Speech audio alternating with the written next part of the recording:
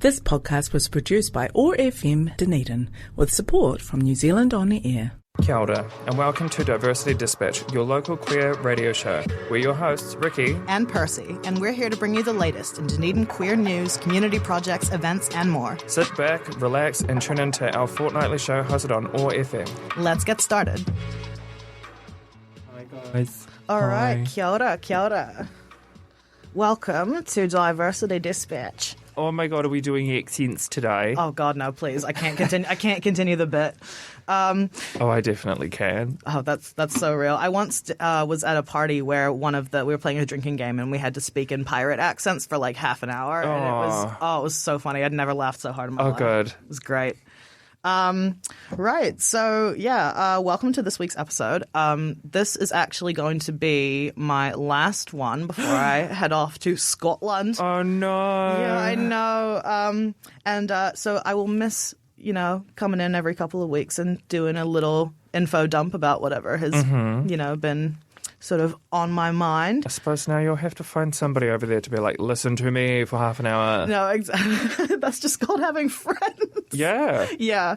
No, I'm like, all right, people, who wants to hear me ramble about random crap for half an hour? Let's go. Yes. But you will be in very good hands, and we are looking at some people to take over. So it'll probably be a little bit chaotic over the next few episodes or so, just while we sort of find a regular person. Yeah, don't get too comfortable with certain hosts. I mean, I will still be here, but who knows? We'll see. We'll see. Maybe we have some surprises coming. Maybe we also don't. Yeah, exactly. I don't know. Only time will tell. Yeah, we'll see what happens. So I am really excited about the sort of topic that we're going to talk about today. This is sort of something that I stumbled across on YouTube by accident because I'm really into watching like those. I watch this guy and he does interviews where he travels to different like rural areas of the United States and talks to like communities of people that wouldn't normally be in the news very often, so like very rural mining villages and stuff like that, Native American reservations and et cetera. Yeah. And he did this one with this guy like a couple of years ago who basically has spent most of his life creating this giant garden full of like international plants and all of these really interesting herbal remedies and stuff. Which is already like, okay, I'm sold. It's really cool. But it's even better because the guy's not one of those like conspiracy theory, like tinfoil hat type dudes. He's like genuinely like, I mean, I'm not saying that like, you need to be like college educated to be able to make claims like that. But anyway, he does have like a degree. You should at least be able to bathe yourself. Yeah. Exactly. Exactly. Yeah. This guy's clearly done his research, and he's really interesting. So I'm basically just going off of all of the information on the website. So it might take me a hot second. I think the guy, actually, the original guy who created it, his name is Joe Hollis, and I think he passed away at the end of last year, actually, because he was quite old when they did the thing. Yeah. But let's see. One moment. So the project is called Mountain Gardens, and it is a massive, like several acres of land in western North Carolina, and it's basically like at the base of the Appalachian Mountains. For those who may not be super familiar with that area, it is pretty abandoned, like once all of the mining communities sort of left because thank you. I don't have the time. All right. It's fine. It's cool. Okay. I've got it. Because all of the mining communities kind of left, like when we were switching from sort of coal to other types of fossil fuels, all of those areas became basically abandoned. So you've got all of these like ghost towns and a lot of people like living essentially by themselves in like the middle of nowhere. Also, just to jump in on there, living in New Zealand, fantastic, beautiful, stunning, gorgeous. But we do not have things like little abandoned towns that we can just go explore. I'm so sad about it. Me too. Like, sometimes I just want to go, like, I don't know, look through an old abandoned mental asylum or something. But it's just like... Yeah, exactly. And, like, anytime there is an abandoned building, they've cleared everything out of it. And I'm like, what's the point if I'm not going to get tetanus from stepping on a nail? Exactly. I'm not interested. Where are magical creatures meant to live now? Yeah, 100%. Yeah, so this thing is basically called, it's kind of like a paradise garden idea. So this guy's original pitch was like, I think he originally got a degree in anthropology and then decided that actually he didn't want to go into academics. He just wanted to build a giant self-sustaining garden. Mm-hmm. So he spent from like the 60s or 70s up until now, like that entire time building all of these like buildings by hand. He was like hand propagated his entire garden. He imported a ton of plants from all these different places. He sounds neurodivergent. Oh, God, yeah. I was like, ooh, that's an autistic man. Let's see. So it's basically a botanical garden of useful plants. So this sounds like my apocalypse scheme. I'm just like, No, right, so the world's ending, the internet's getting turned off, and now we need to live off the land. It's like, okay, well, I guess I'll go start a garden with all the herbs and things that I might need. Exactly, yeah. So it was like originally he was trying to identify the 1,000 most useful plants that can grow in the like Appalachian kind of region. And let's see. Is it a public garden? It is. Well, yes and no. So basically, like, it's a non-profit organization. So you can go there and, like, volunteer for a summer, or you can spend, like, years there if you want to. Yeah.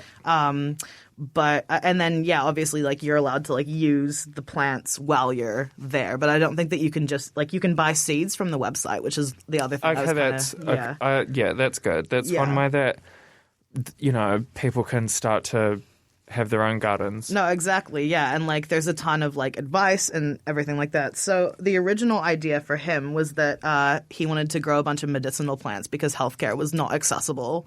And this dude was living on, like, off the grid on an average of, like, $10,000 a year or something, which is about half of minimum wage, of, like, average minimum wage. Yeah. So not a whole lot. But he was able to basically sustain himself this entire time. And it's just, oh my God, I'm so passionate about this man. I'm just reading through the information kind of as I go. So he grows 500 species of Chinese herbs, and then he has about 300 different dried stock of imported herbs. Oh. I know, it's awesome. The tea that this man would be able to make. Oh God, yeah. Unimaginable.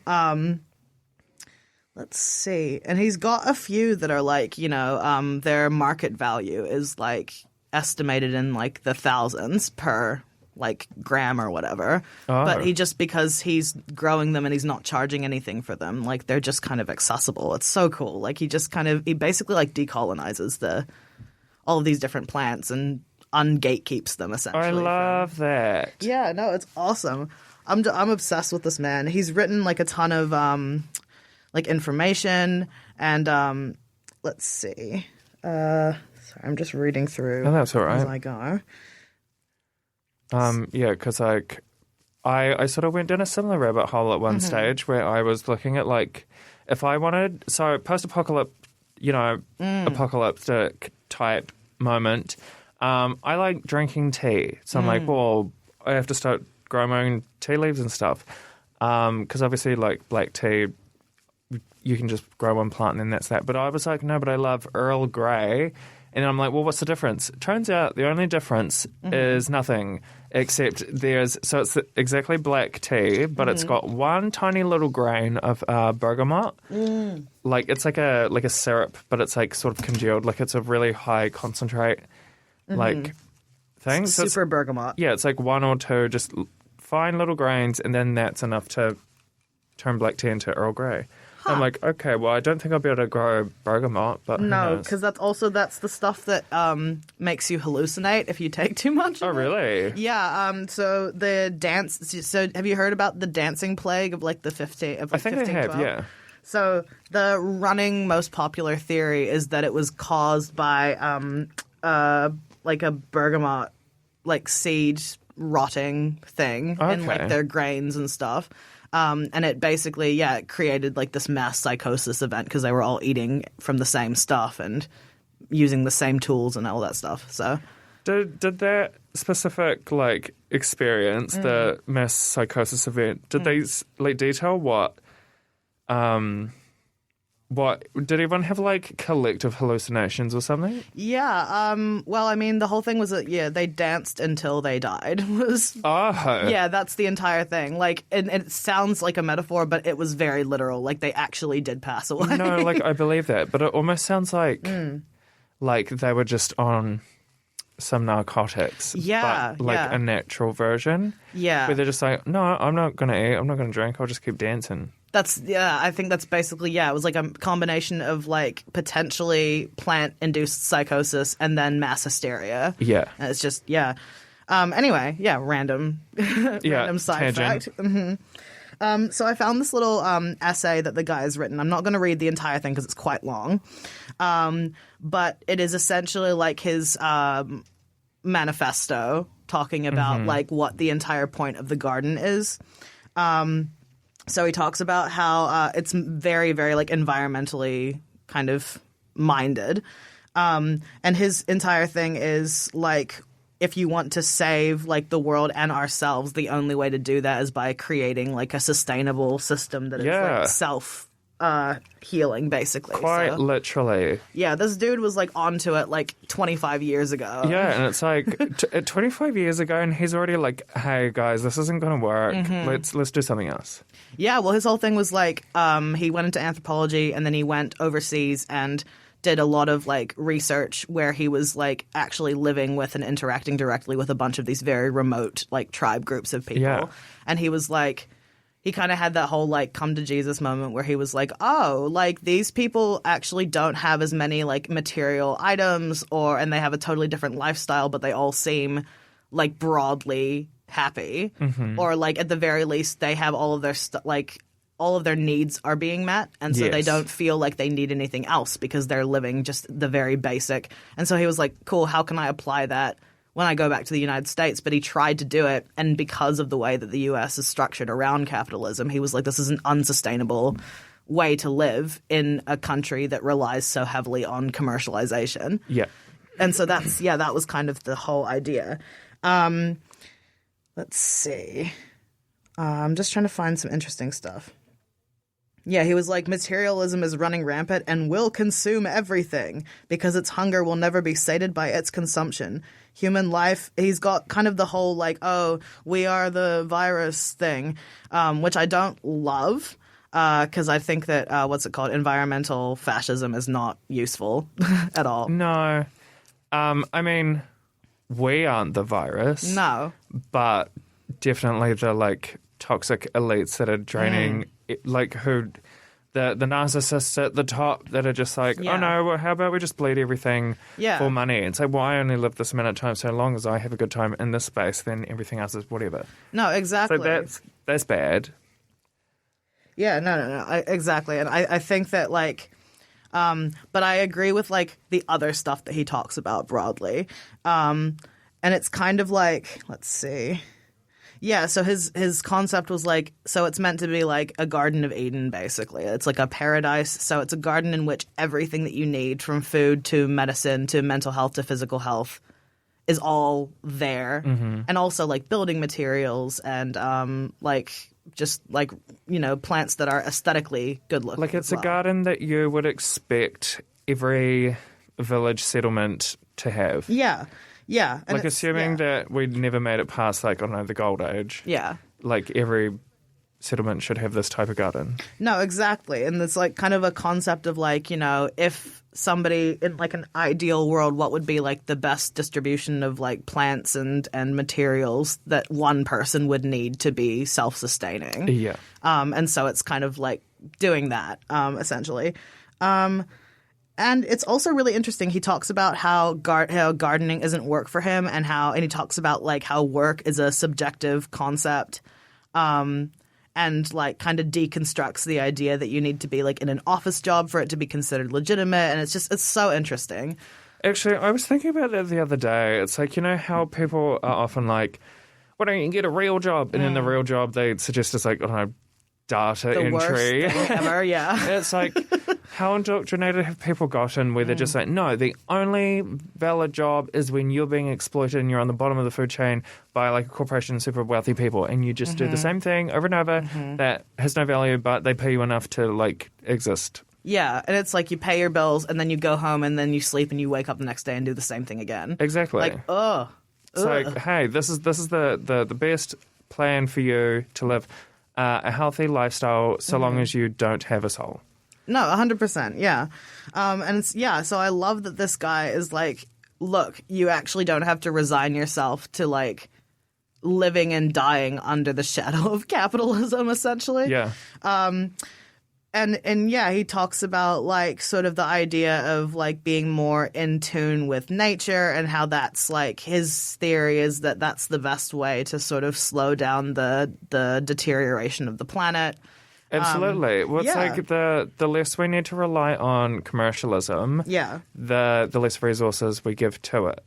And then obviously, therefore, it'll have to slow down or it'll have to readjust or whatever. It's like, well, if people just no longer start buying like unsustainable, stupid things. Yeah. Like, for example, with all the boycotts that are happening, we're seeing actual change happening. And there's one food establishment in particular that has been advertising in every single place possible that I've seen. I'm just like, babe, you're desperate. I can see it. Exactly. That's so embarrassing, babe. Exactly. Like, oh my God, like, we're not going to come and eat at your place. But also just like, if boycotting just a food chain has had this big of an effect, it's like, why can't it with like, if we just stop collectively buying, I don't know, fast fashion clothes? No, 100%. I mean, I already have, but yeah. No, yeah, definitely. Yeah. The problem is less with the actual consumers themselves and more that the market has created basically this monopoly where you have no choice. If you're in a certain economic bracket, you have no choice. Exactly. Yeah. And so it's like, well, it kind of like, what's the point of shaming somebody? Yeah, like for doing that when it's like, cool, they're just trying to survive in the system that currently exists, right? No, but I 100% agree. Like, if you can, you should. Yeah. Yeah. Or at least just like, depending on your circumstance, just have a little look around and be like, in which area can I withhold my income from investing into this thing that I don't like? Exactly. I mean, and I guess it's like a similar concept with like things like beauty standards, especially. Like whenever I feel insecure, I'm like, which company is profiting from this? Yes. Actually, because somebody is profiting off of my insecurity, and I actually am not cool with that. Yeah, it's like this insecurity was probably invented by like I don't know, some advertisement like 100 years ago. But it's like people have just been parroting it ever since. No, 100%, yeah. All right, so hang on. So, the guy, I'm kind of just going through his essay at the moment, and he kind of breaks down the idea of paradise gardening into a few different points. So the main one is that, like what we talked about, kind of separating our life support system, so like food, water, shelter, from like the economy, basically. Yeah, and so take that, Nestle. Yeah, but so he's like, this would be a process that like requires like an analysis of what our actual needs and wants and stuff are, and how much it would cost realistically to do this stuff. Like, what is necessity versus luxury? Yeah, no, exactly. And the guy is like, the solution is not like, with the example of like cars, the solution isn't moving to electric cars. It's reducing the reason for traveling, because it's usually getting and spending of money, right? Yeah. So, or even just like having good railways. But it's like we'd have to battle corporate greed for that to happen, because obviously there's a lot of people benefiting from there not being trains. Yes, 100%. Like, I wish I could just get on a train and go up the country. Yeah, that would be great. I'm looking forward to that when I'm overseas, because they have some pretty good train systems. True. Yeah. I'm going to come back like, oh, I got some ideas. You're going to be like, I'm a changed person. Mm-hmm. Exactly. This is so good. There's another point that he makes. He's like, the reintegration of needs. So, like, he goes, not to like the market for food, the spa for exercise, the doctor for healing, the theater for entertainment, but to the garden for all of these at the same time, which I think is really interesting. Yeah, it's. I mean, I feel the exact same way. Like, like life for me, because I struggle with burnout like all the time. Yeah. Yeah, having to go to all these different locations just to tick off one thing is God. such a hassle. It's Yeah. like my week seems so full, even though it really shouldn't be. 100%. And I wonder if, like, you know, almost with all of these places that we have to go, like, for example, the supermarket and the doctor's office being so inaccessible that they actually increase burnout with disabled people. And then that, in turn, you know, decreases the amount of time that we leave the house. Yeah. And then that just creates this, like, this basically what's the word? Deprecating? Yeah, or like self-fulfilling, I guess, system. Where it Yes. just kind of, you just go through this rotation of, I don't have the energy to go out, but I need to go out. But when I go out, I have no energy to do anything when I get back. And it's just, Also, just random fun fact, there is a vegan place in Dunedin that does deliver boxes of veggies. Oh, is that Let Them Eat Vegan? No, I mean, they might as well. It's called Taste of Nature. So Oh, all yeah, I know the them. They're great. neurodivergent people out there who struggle to go to the supermarket like I do, quite often I'll just order one of their like small veggie boxes, and then even if I can't go to the supermarket, that'll at least tide me over until I can. Veggie Boys also does home delivery stuff. Oh. Yeah, and they do like all of the like off-cut, like ugly vegetables. Yeah. So you get like a lot more for the value of money. Yeah.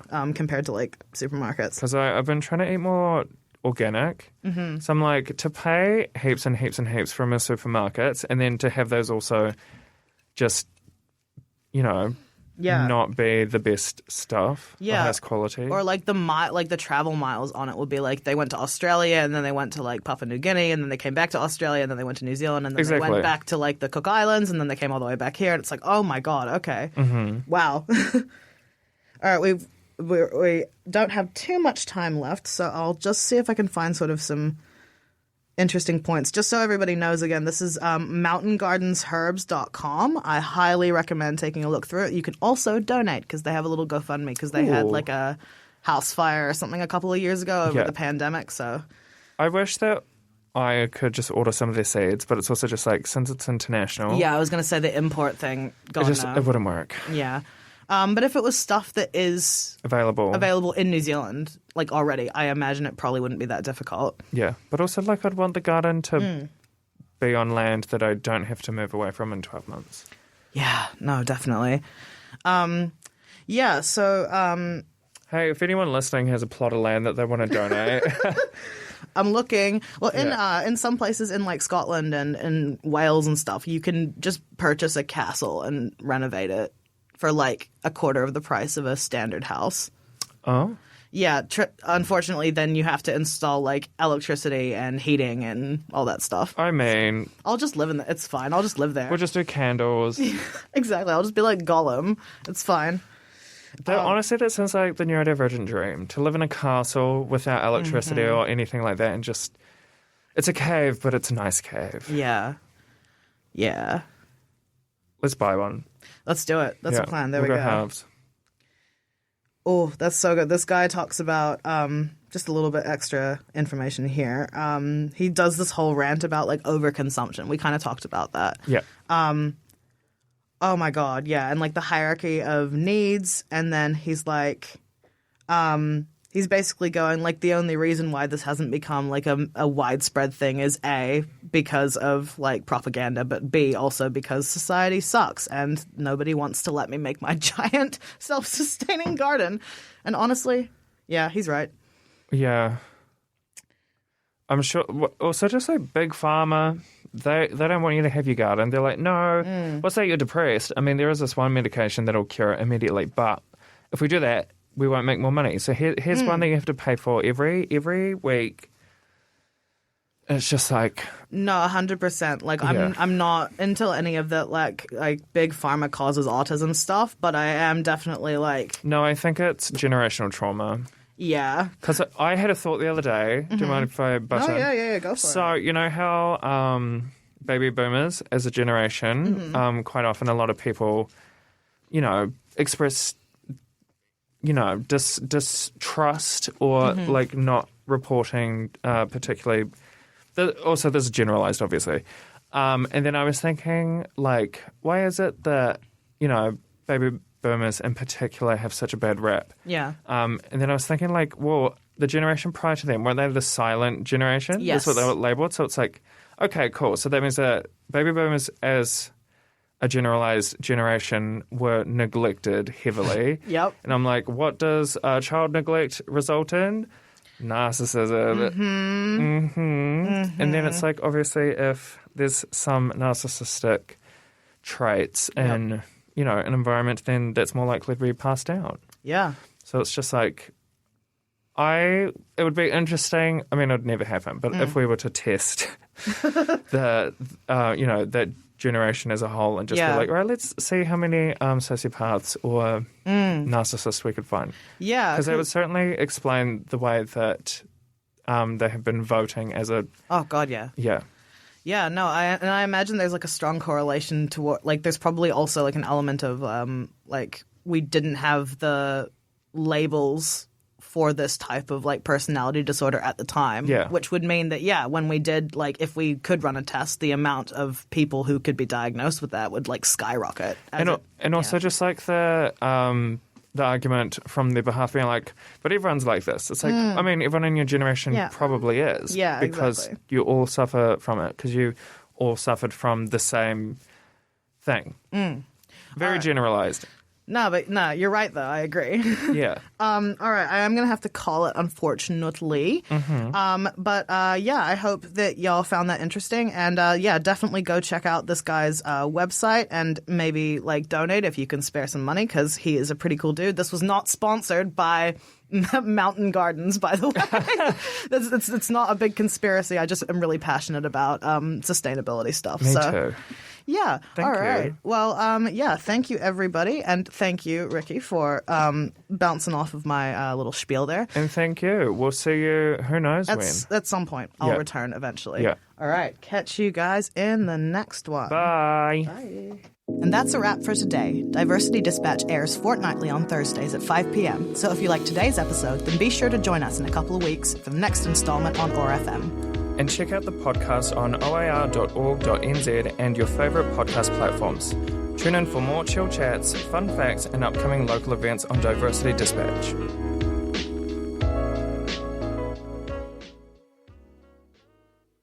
This podcast was produced by ORFM Dunedin with support from New Zealand On the Air.